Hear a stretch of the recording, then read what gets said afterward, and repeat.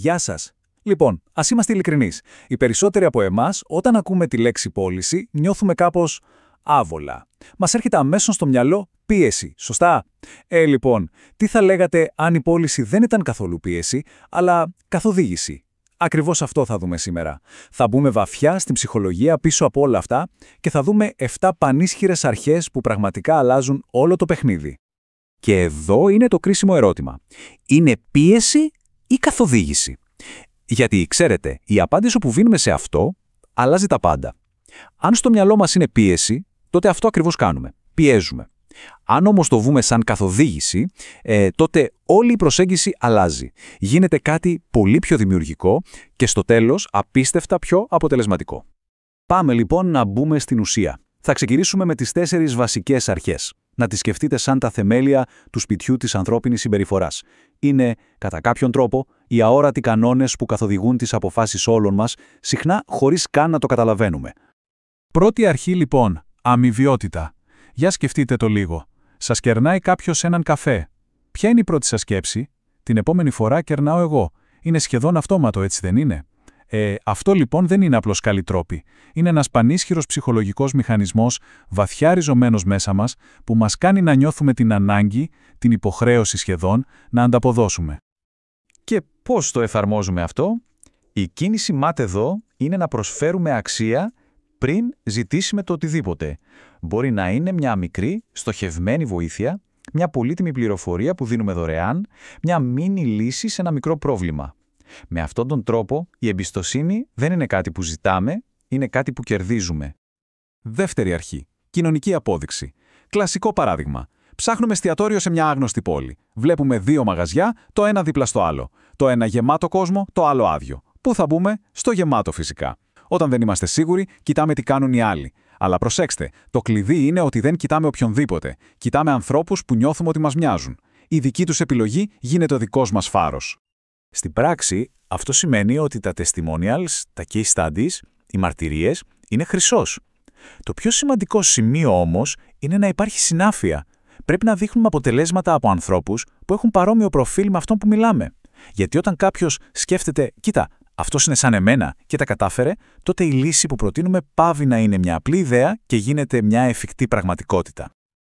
Πάμε στην τρίτη αρχή, τη συμπάθεια. Είναι ίσως η πιο απλή και ταυτόχρονα η πιο υποτιμημένη. Είναι απλό. Οι άνθρωποι προτιμούν να λένε ναι σε αυτούς που συμπαθούν. Αυτή η σύνδεση λοιπόν δεν είναι απλά ένα nice to have, κάτι ευχάριστο, είναι ένα απολύτως κρίσιμο εργαλείο πειθούς. Και πώς χτίζεται αυτή η συμπάθεια? Το μυστικό είναι ένα, αυθεντικότητα. Βρίσκουμε κοινά σημεία, κοινές αξίες. Μιλάμε απλά, ανθρώπινα. Και πάνω απ' όλα, ακούμε. Πραγματικά ακούμε.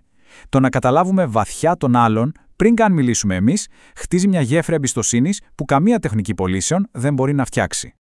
Και η τέταρτη βασική αρχή είναι η συνεκτικότητα και η δέσμευση. Σκεφτείτε το σαν το φαινόμενο της χιονόμπαλας. Μόλις πούμε ναι σε κάτι, έστω και πολύ μικρό, νιώθουμε μια εσωτερική πίεση να μείνουμε συνεπείς με αυτή την αρχική μας απόφαση. Έτσι, οι μικρές συμφωνίες χτίζουν τη φόρα, τη δυναμική που θα μας οδηγήσει στις μεγαλύτερες. Πρακτικά, πώς γίνεται αυτό?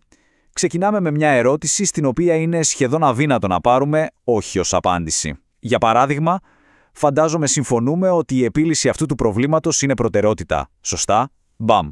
Πήραμε το πρώτο ναι. Κάθε τέτοιο μικρό ναι είναι ένα σκαλοπάτι που μας φέρνει όλο και πιο κοντά στη μεγάλη τελική απόφαση. Ωραία. Αφού βάλαμε τα θεμέλια, ας περάσουμε τώρα στις 3 ισχυρές αρχές. Αν οι προηγούμενες 4 ήταν η βάση, αυτές εδώ είναι ας πούμε οι ενισχυτές. Είναι οι αρχές που πολλαπλασιάζουν την επιρροή μας όταν χρησιμοποιηθούν με τον σωστό τρόπο.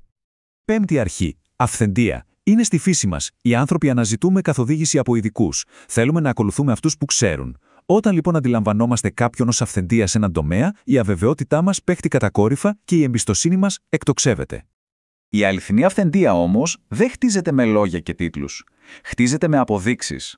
Αντί να λέμε είμαστε ειδικοί, δείχνουμε την εμπειρία μας μέσα από χειροπιαστά αποτελέσματα. Χρησιμοποιούμε δεδομένα, αριθμούς, στοιχεία που μπορεί ο καθένας να επαληθεύσει. Δείχνουμε τη διαδικασία, την αξιόπιστη μεθοδολογία μας. Έκτη αρχή. Σπανιότητα. Από τις προσφορές Limited Edition μέχρι την τελευταία θέση σε ένα σεμινάριο, η ψυχολογία είναι ακριβώς ίδια. Ότι είναι δισεύρετο, αυτόματα μοιάζει και πιο πολύτιμο. Η σκέψη και μόνο ότι μπορεί να χάσουμε μια ευκαιρία λειτουργεί σαν ένας πανίσχυρος μοχλός που μας κάνει να θέλουμε να δράσουμε τώρα.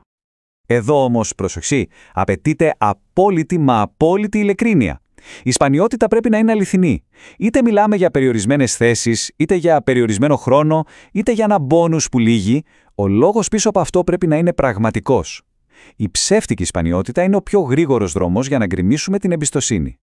Και φτάνουμε στην 7η και κατά τη γνώμη πολλών την πιο ισχυρή αρχή από όλες, την ενότητα.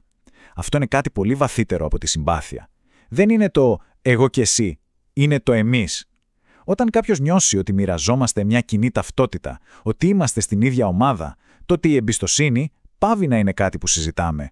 Είναι απλώς δεδομένη. Και πώς το πετυχαίνουμε αυτό? Αλλάζοντας τη γλώσσα μας. Από πολιτής προς πελάτη σε συνεργάτες προς συνεργάτες. Όταν ο στόχος γίνεται κοινός. Η φράση κλειδί εδώ είναι «θα δουλέψουμε μαζί γι' αυτό». Αυτή η μικρή αλλαγή δεν βελτιώνει απλώς τη σχέση. Τη μεταμορφώνει ριζικά. Εντάξει, είδαμε τις αρχές μία-μία, τώρα όμως ήρθε η ώρα να τις συνδυάσουμε. Να δούμε μερικά πολύ πρακτικά μοτίβα που μπορούν να μπουν σε εφαρμογή από αύριο. Εδώ είναι που η θεωρία γίνεται επιτέλους πράξη. Το πρώτο μοτίβο είναι το συνοψίζω, κλειδώνω, προτείνω. Απλό αλλά πανίσχυρο. Πρώτο βήμα. Συνοψίζουμε το πρόβλημα με τα λόγια του άλλου. Αυτό δείχνει ότι ακούσαμε πραγματικά. Δεύτερο βήμα. Κλειδώνουμε. Ρωτάμε απλά, το κατάλαβα σωστά?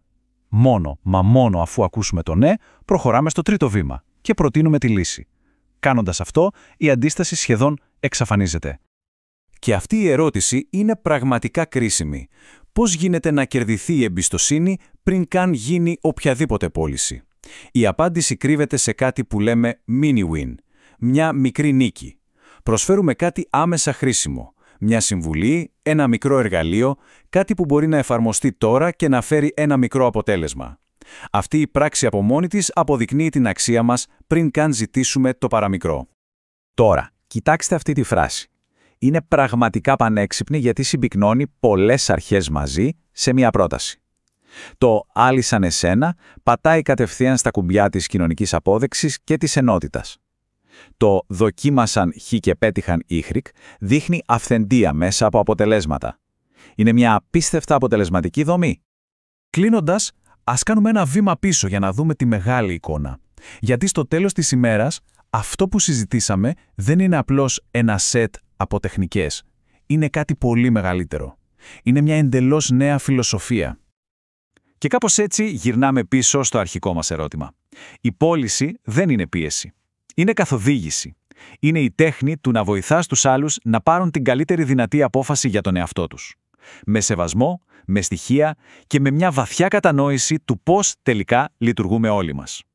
Λοιπόν, φτάσαμε στο τέλος αυτής της ανάλυσης, αλλά στην πραγματικότητα τώρα είναι που αρχίζουν τα καλά. Τώρα αρχίζει η εφαρμογή. Και θα ήθελα να αφήσω μια τελευταία σκέψη στον αέρα. Μια ερώτηση.